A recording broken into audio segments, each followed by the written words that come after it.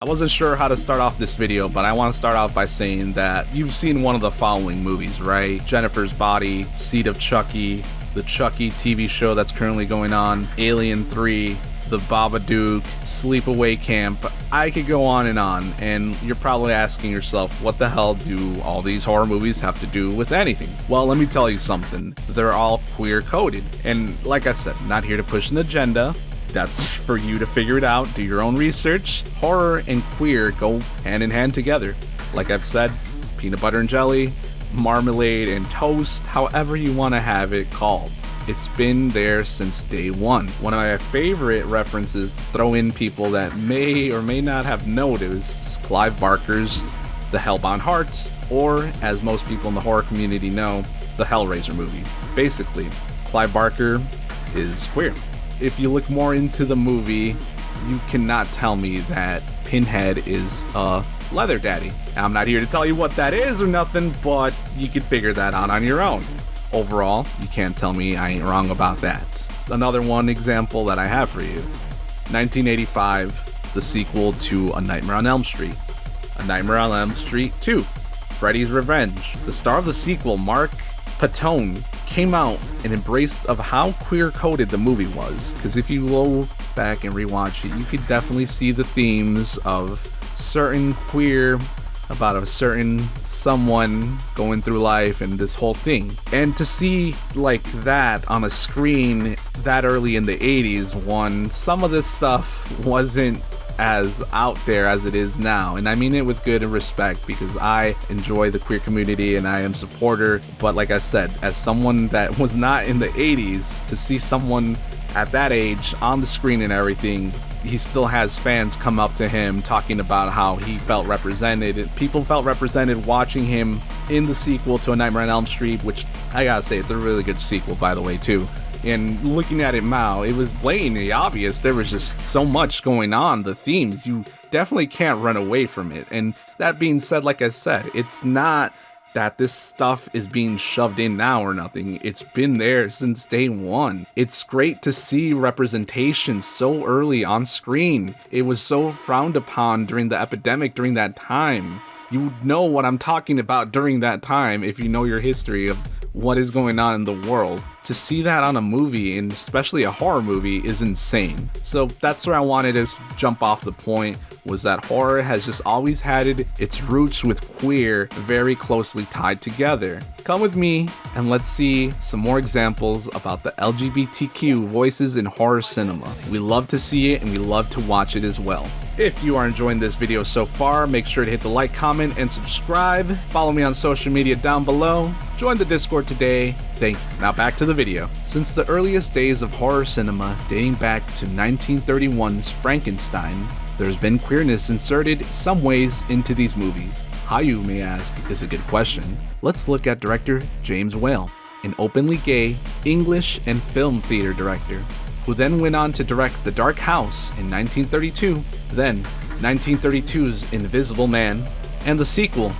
to Frankenstein, Bride of Frankenstein in 1935. Most people would say his career was short-lived because of his refusal to stay in the closet. Somehow it could have been that, but who really knows?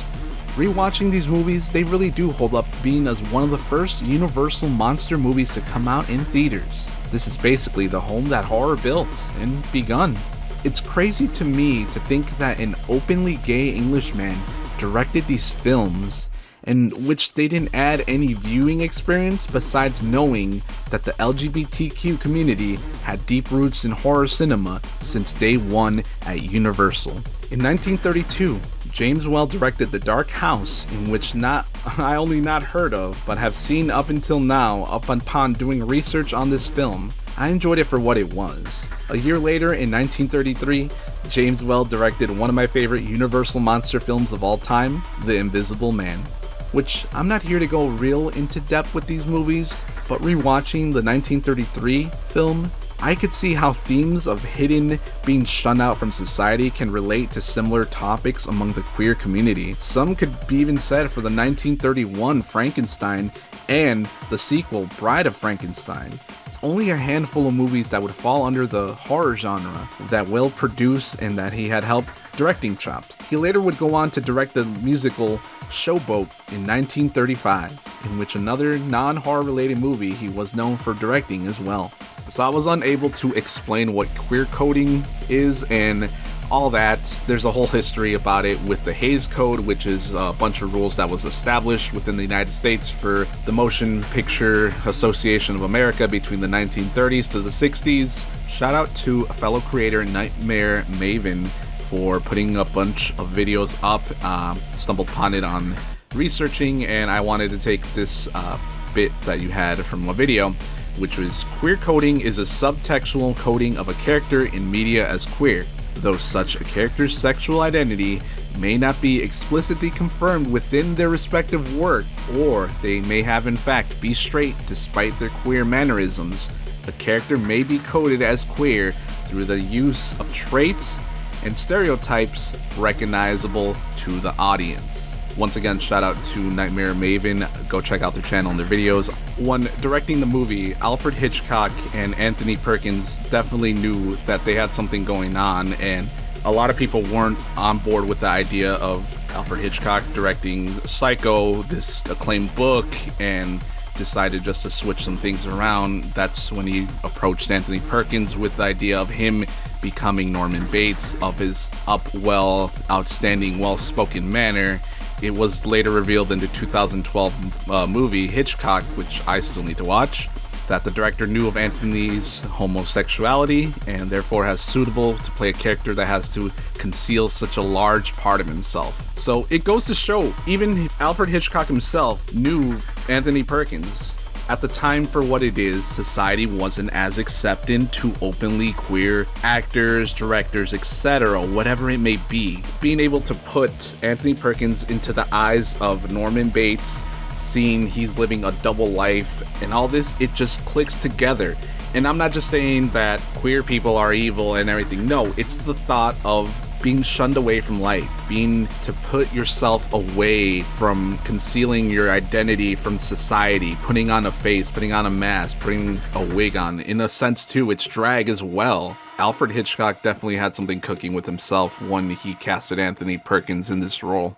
Stepping into another slasher type vibe of a movie, let's talk about 1983's Sleepaway Camp. And for those who know, those who don't, yeah, we'll just have to watch the movie. But essentially, you will see how definitely queer-coded this movie was.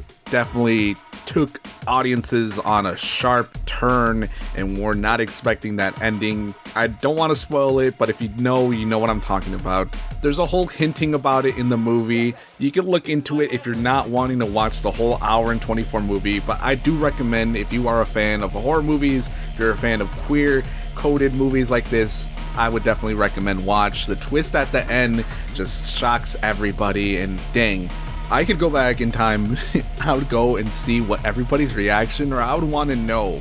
I know there's probably some complaints at the time, or probably some backlash, but you know what? It. Also, shout out to the actress Felissa Rose. Oh my god, I want to meet her at a con one day. She does a lot of horror convention cons, so hey, would love to grab a picture. Thank you for everything that you've done for everybody, because dang, what a time to be doing such bold horror moves and basically shaping up the way we are now. For 1983 was a crazy time for this movie and this concept, but dang, they got away with it really well. I'm jumping around from year to year, movie to movie, but this will all make sense. This is just free scripting it. I have no script in front of me. I just have a computer and myself to talk. But I want to talk about Aliens, the sequel to Alien from 1979. I want to talk about certain characters since I just saw Alien Romulus, and no spoilers for that. I'm talking about Aliens. Jeanette Vasquez. At first, I thought Private First Class Smart Gunner was a lesbian, but looking into the Wikipedia, she is in fact bisexual. And that was the thing too, is it doesn't give a sign or any traits. Again, does not give any traits on it. And once again, this is an action movie. Yes, it's not horror, but still, it's from the same universe of Aliens, in the same vein. Overall, though, it's crazy to think that once you think of a character, you see the traits of, oh, this person has queer coded their mask, etc., but then you look more into it and you're just like, oh, well, I was not surprised. And no, I don't mean in all media or all forms there is some sort of queer coding in it. For some instances there is, for others there isn't, depending on the company wise, depending on how they want to market it. Hence, there's been a lot of controversy about Disney including same-sex kiss scenes in their animated movies, etc. That's a whole nother topic, but in a sense, sometimes it's not as obvious as it is, or it's not even mentioned or referenced until probably like the novelization of a book or any of that sort of matter. If you go look into like the bonus features, interviews, and all that stuff, you could kind of see the hinting and the drops of seeds implanted into all this as well. One of my other favorite franchise that I love to see people's look on their face when I tell them, or once they realize a certain franchise is very queer coded, they're just like, whoa, the look on their face, they're like, oh. If you didn't catch up by now, I'm referring to the Child's Play franchise, or as some people like to refer it, Bride of Chucky, Seed of Chucky, Curse, Cult, and the Chucky TV show, #Renew Chucky. The creator, Don Mancini, is an openly gay man and has been writing Chucky since the first Child's Play movie. Well, besides the obvious of Don Mancini being an openly queer man, we also need to talk about Jennifer Tilly. Don't know who Jennifer Tilly is. She's done so much voice acting. She's done a lot of work, but most of you may know her as Tiffany Valentine, aka Chucky's wife, and aka Glenn or Glenda's biological mother. And what you may be wondering is Jennifer Tilly gay? No, she is not, but she does play a significant role in the LGBTQ community because she did star into the 1996 movie Bound, which is basically an erotic crime thriller written and directed by the Wachowski sisters, aka the ones who went on to direct Keanu in The Matrix Reloaded, and The Matrix Revelations, and the new one that apparently nobody saw.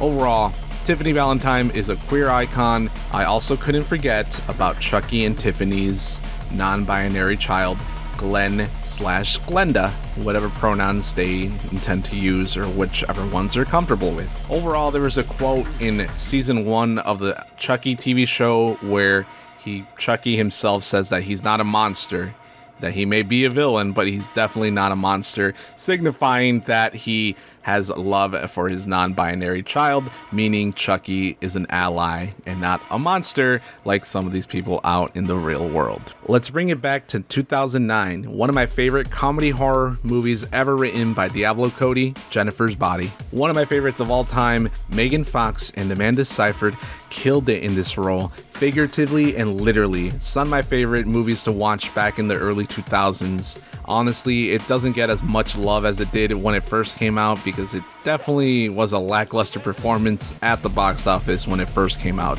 But over the couple of years, it's become a cult classic, and a lot of people, and as Wikipedia would say, would describe it as a feminist cult classic. Do yourself a favor and go watch this if you have watched or never watched Lisa Frankenstein, because Diablo Cody also had a hand in writing that as well too, so please show as much love to Diablo Cody as well. I love their work so much, and Jennifer's Body was such a good movie to watch growing up, and it was always one of my favorite movies to rewatch around Halloween.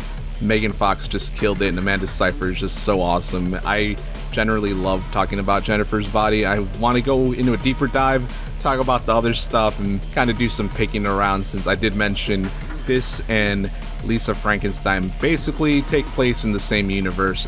Go watch it right now. Before I go, I just want to talk about one absolute legend that, despite all odds, was still managed to be relevant. People still recognize her to this day, and I have to say she is a queer icon status. I'm talking about Cassandra Peterson, aka Mistress of her Dark herself, Elvira. So it was in her memoir that she revealed that she had been in a relationship with a woman since 2002. Both the horror community and the queer community were able to show so much love and support to Cassandra Peterson. It's beautiful to see these communities come together to show such support for what they love. Nobody goes all out more than the queer community. Nobody goes all out more than the horror community. And when you combine those two forces together, you get an unstoppable community.